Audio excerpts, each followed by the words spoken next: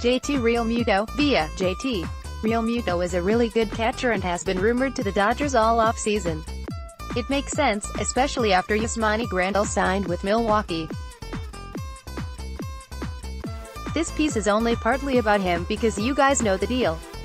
He's good. His average sprint speed of 28.6 feet per second leads all catchers, as does his home-to-first time of 4.26 seconds. For reference, only two Dodgers record faster sprint speeds than Realmuto: Cody Bellinger, 28.9, and Chris Taylor, 28.7. He's easily the most athletic catcher in the league. Lorenzo Cain had the same sprint speed at 28.6 FPS. Right behind Yelich at 28.7, and ahead of Francisco Lindor, 28.4, and Mookie Betts, 28.1.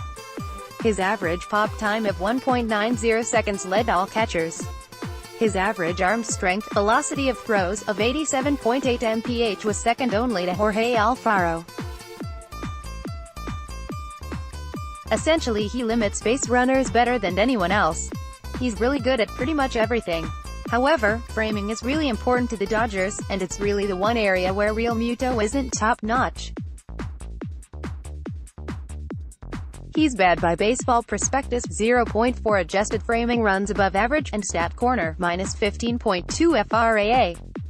For context, Grandal was 17.7 and 13.8, respectively. It's interesting Realmuto grades out much better at BP than at stat corner. But even if the Dodgers were to acquire Realmuto, their framing wouldn't go completely to hell. Austin Barnes and Russell Martin are top 15 framers in the league. Barnes was still solid behind the plate. His 10.1 framing runs above average was the 12th best in baseball. He caught only 5 of 23 potential base stealers, but allowed only one passed ball in 434 and 2/3 innings behind the plate. And the prospects on the farm are really good framers, starting with the guy closest to the majors, Will Smith. He's well above average and could end up being in the elite tier. Keibert Ruiz is at least average and could still improve. Speaking of the prospects, let's look at them briefly and see why the Dodgers should or shouldn't go after Realmuto. Will Smith, age 23, season highest level, AAA, 307 PA, .264, .358, .532, .890 ops, 11.7 BB%, 24.4 K%, .390 WOBA, 141 WRC AAA, 98 PA, .138, .206, .218, .425 ops, 7.1 BB%, 37.8 K%, .198 WOBA, 8 WRC. Smith was downright bad in a small sample size in Oklahoma City, but the organization is high on him and he could be the reason the Dodgers opt not to go after Realmuto.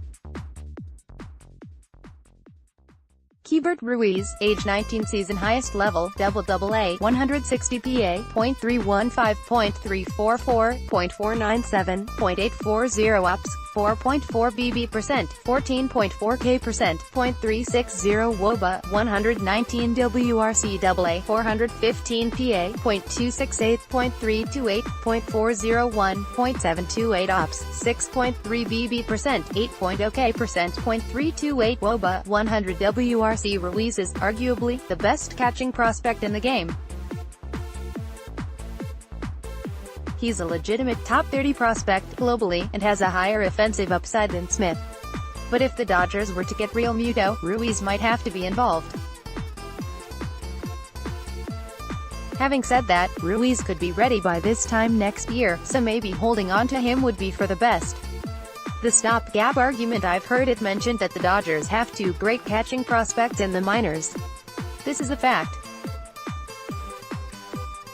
Ruiz and Smith both have shot up prospect lists, and depending on where you look they'll range from 20 to 80. The issue that personally I have is that, with a team that has been as successful as they've been but just haven't been able to finish the job. That's fine, because no matter how you slice it, adding a player here or there doesn't change much. It doesn't change the series against the Sox. The players need to perform, but the idea behind the ownership and the front office is that they should do all things possible to give this team the absolute best chance to win while their championship contention window is wide open.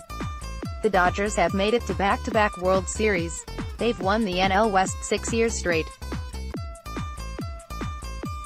Right now, they have their young stars, Corey Seager, Bellinger, Walker Buehler and even Julio Urias, while they're all still affordable. At the same time, they have Clayton Kershaw, Justin Turner, Kenley Jansen and Rich Hill under contract as the extremely talented group of vets.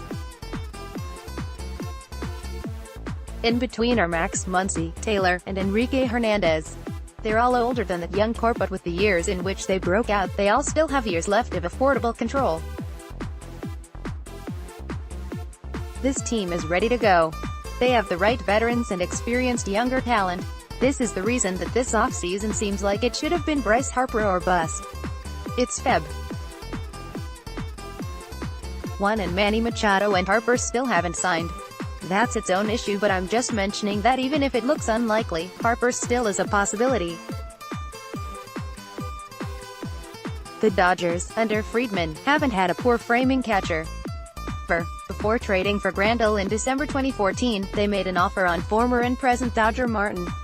From 2015 through last year, it's been some combination of Grandal and Barnes. In 2014 season, prior to Friedman taking over, the Dodgers catchers collectively were worth -0.9 fWAR. That group was comprised of mostly Drew Butera and A.J. Ellis, with some appearances going to Miguel Olivo and Tim Fedorovich. Yikes. Essentially the message here is that this team has the best mix of talented vets and controllable young players that all combine to make an elite baseball team. Smith and Ruiz are those types, but Realmuto is a known commodity. He's the best all-around catcher in baseball and, with the Dodgers' lackluster offseason so far, his acquisition could go a long way to giving it a bit of a boost. If they could get away with landing Realmuto without including Alex Verdugo or Ruiz, then they should absolutely consider it. Unfortunately, that doesn't seem likely, so the Dodgers have to decide who they value more, the youngsters or the massive offensive upgrade at catcher. The Dodgers have enjoyed a big advantage over the last few years behind the plate, both offensively and defensively. Now, that offensive advantage is gone while the defensive one remains. If they bring in Realmuto, that could change. But it could also change the future plans. The Realmuto saga is almost over, we think. We'll see how it all shakes out.